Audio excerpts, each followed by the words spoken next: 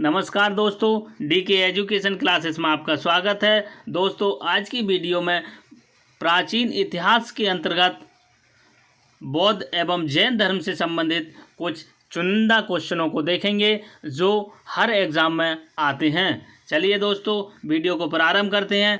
Question number 1, Mahatma Buddha का जन्म एवं निर्माण किस दिन प्राप्त हुआ?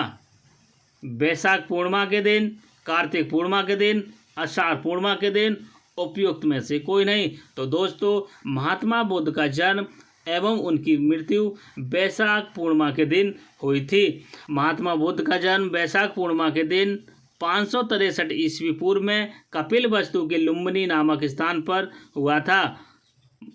बुद्धों के लिए ये सबसे पवित्र दिन होता है। उन्होंने 29 वर्ष की अवस्था में गृह त्याग दिया। इनके गृह त्याग की घटना को महाविनिष्करण के नाम से जाना जाता है। 35 वर्ष की आयु में बोध गया में वैशाख पूर्णिमा की रात वृक्ष के नीचे पुनपुन नदी के तट पर सिद्धार्थ को ज्ञान की प्राप्ति हुई। अगला क्वेश्चन देखते हैं। महात्मा बुद्ध किस वंश से संबंधित थे? ज्ञातक वंश, मौर्य वंश, शाक्य वंश, कुरु वंश। तो दोस्तों, महात्मा बुद्ध शाक्य वंश से संबंधित थे। महात्मा बुद्ध का जन्म नेपाल के तराई क्षेत्र में स्थित कपिलवस्तु के लुम्बिनी गांव में शाक्य नामक एक क्षत्रिय कुल में 563 ईस्वी पूर्व में हुआ था। महात्मा बुद्ध को शाक्य मुनि भी कहा जाता है। इनके पिता शूद्रोधन कपिलवस्तु के शाक्य गण के मुखिया थे। गौतम बुद्ध द्वारा अपने धर्म में दीक्षित किया जाने वाला अंतिम व्यक्ति कौन था? आनंद, सरिपुत्र, मोगलैन, सुभद्र।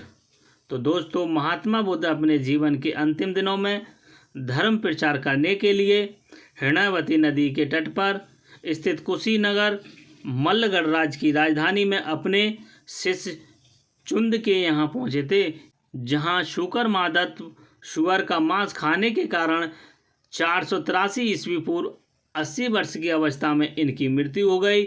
बौद्ध ग्रंथों में इसे महापरिनिर्वाण कहा जाता है। मृत्यु के पूर्व कुशीनगर के परिव्रजक सुभद्र को उन्होंने अपना अंतिम उपदेश दिया। बुद्ध ने अपने प्रथम उपदेश सारनाथ ऋषिपत्तन में दिया, जिसे बौद्ध ग्रंथों में धर्म चक्रप्रवर्तक कहा गया है। बुद्ध ने अपने अंतिम वर्षाकाल वैशाली में बिताया। अष्टांग मार्ग की संकल्पना अंग है। दीप वंश की विषय वस्तु का, दिव्यवादन की विषय वस्तु का, महापरिनिर्वाण की विषय वस्तु का, धर्म चक्र प्रवर्तन की विषय वस्तु का। तो दोस्तों, गौतम बुद्ध ने दुख की प्रवृत्ति के लिए अष्टांग मार्ग का उपाय बताया, जिसके 8 अध्याय हैं। सम्यक दृष्टि, सम्यक संकलन, सम्यक वाक, सम्यक कर्मठ, सम्यक आजीव, सम्यक व्यायाम, सम्यक स्मृति, सम्यक समाधि। अष्टांग मार्ग धर्म चक्र प्रवर्तन की विषय वस्तु का अंग है। अष्टांगिक मार्ग को भिक्षुओं का कल्याण मित्र कहा जाता है। त्रिपिटक क्या है? सामाजिक समानता का सिद्धांत है। जैन धर्म के दार्शनिक सिद्धांत, तीर्थकरों का जीवन चरित्र, बौद्ध साहित्य। तो दोस्तों, बौद्ध साहित्यों में महात्मा बुद्ध ज्ञान प्राप्त करने के समय से लेकर महापरिनिर्वाण तक के प्रवचनों को संकलित किया गया है। इन्हीं को त्रिपिटक कहते हैं। इन्हें 3 भागों में बांटा गया है: विनय पिटक, अभिधम्म पिटक, सुत्त पिटक। विनय पिटक की रचना उपाली ने की, जिसमें बौद्ध संघ के नियमों का वर्णन मिलता है, तथा सुत्त पिटक की रचना आनंद ने की, जिसमें बुद्ध के उपदेश तथा संवादों का संग्रह है।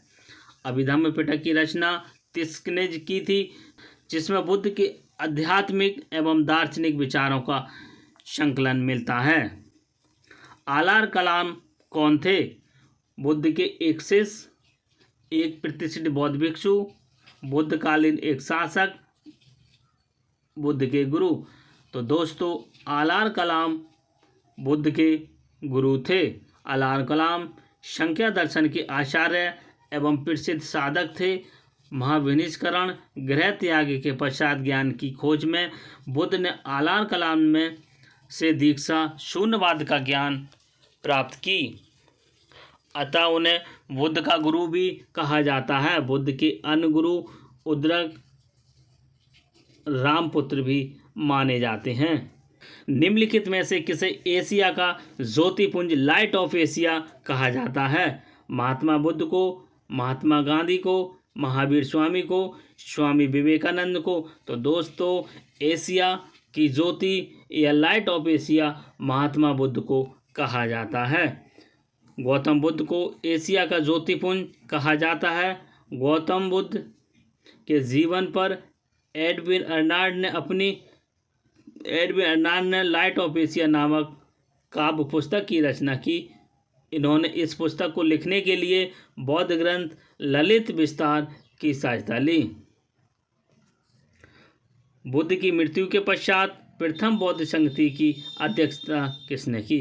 तो दोस्तों बुद्ध की मृत्यु के पश्चात प्रथम बौद्ध संगति 483 ईस्वी पूर्व का आयोजन राजगृह की सप्तकर्णी गुफा में किया गया तथा बुद्ध के उपदेशों को 2 पिटकों सुत्त पिटक और विनय पिटक में संकलित किया गया। ये संगति अजातशत्रु हर्यक वंश के शासनकाल में आयोजित की गई। इसकी अध्यक्षता महाकश्यप ने की। इसमें बुद्ध के शिष्य आनंद और उपाली भी उपस्थित थे। बुद्ध की मृत्यु को बौद्ध ग्रंथ में महापरिनिर्वाण की संज्ञा दी गई है। नालंदा विश्वविद्यालय की स्थापना का युग है? मौर्य युग, कुषाण युग, पाल युग, गुप्त युग? तो दोस्तों नालंदा विश्वविद्यालय प्राचीन भारत में उच्च शिक्षा का एक सर्वाधिक महत्वपूर्ण केंद्र और बौद्ध पीठ था। यह दक्षिण बिहार में राजगृह के निकट स्थित है। इसकी स्थापना का श्रेय गुप्त शासक कुमारगुप्त प्रथम को जाता है। तुर्क मुस्लिम शासक बख्तियार खिलजी ने 1199 ईस्वी में इसे पूर्णतः नष्ट कर दिया। तो इसका सही आंसर ऑप्शन सी गुप्त वंश।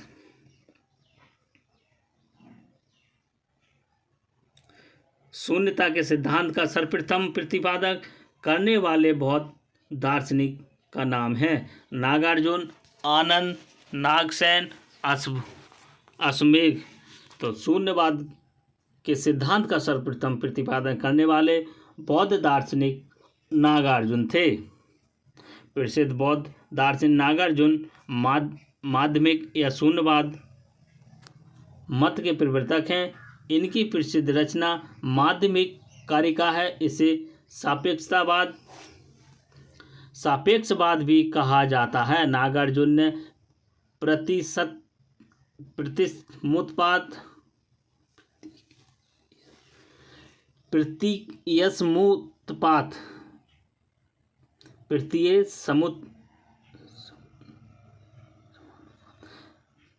समानुपात को ही शून्यवाद कहा।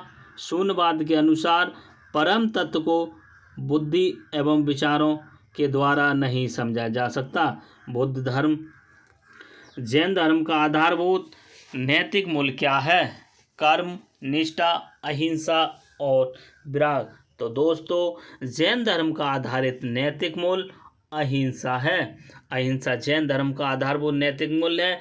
जैन धर्म में अहिंसा, सत्य, अस्तेय, ब्रह्मचर्य और अपरिग्रह नामक 5 महाव्रतों की व्यवस्था की गई है। सत्य, अहिंसा, जीवन की हिंसा या हत्या न करना। सत्य, सदा सत्य बोलना। अपरिग्रह, संपत्ति अर्जित न करना। अस्तेय, चोरी न करना। ब्रह्मचर्य, इंद्रियों को वश में करना। जैन धर्म में पूर्ण ज्ञान के लिए किस शब्द का प्रयोग? जैन धर्म में पूर्ण ज्ञान के लिए किस शब्द का उल्लेख किया गया है? जिनका, रतन का, कैवल्य का, निर्माण का? तो दोस्तों जैन धर्म में पूर्ण ज्ञान के लिए कैवल्य शब्द का प्रयोग किया गया है। जैन धर्म में पूर्ण ज्ञान के लिए केवल मोक्ष की प्राप्ति शब्द का प्रयोग किया गया है। जैन धर्म के 24वें तीर्थंकर महावीर स्वामी को 12 वर्ष की कठोर तपस्या के बाद जैम्ब्रिक ग्राम में एक यजुपालिका नदी के किनारे साल वृक्ष के नीचे कैवल्यपूर्ण ज्ञान प्राप्त हुआ। फलतः ज्ञान प्राप्ति के पश्चात महावीर केवल्लीन कहलाए। उन्हें जिन विजेता, आहर्त पूज तथा निर्ग्रंथ बंधन रहित भी कहा गया है। महावीर स्वामी का जन्म किस कुल में हुआ था? शाक्य, ग्रत, मल्ल, लिच्छवी।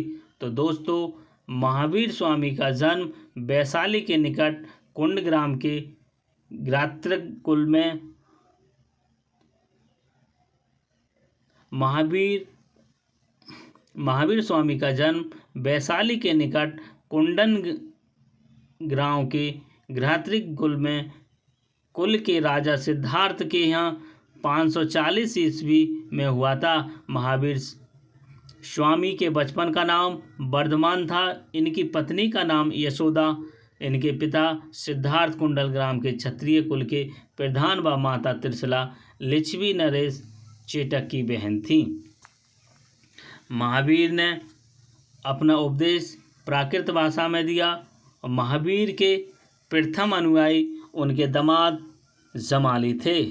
तो दोस्तों ये थी आज की वीडियो जिसमें आपने बौद्ध धर्म एवं जैन धर्म से संबंधित कुछ महत्वपूर्ण प्रश्नों को देखा जो किसी न किसी परीक्षा में बार बार पूछे जाते हैं। दोस्तों वीडियो पसंद आई हो तो वीडियो को लाइक करें, शेयर करें और हमारे चैनल को सब्सक्राइब करें।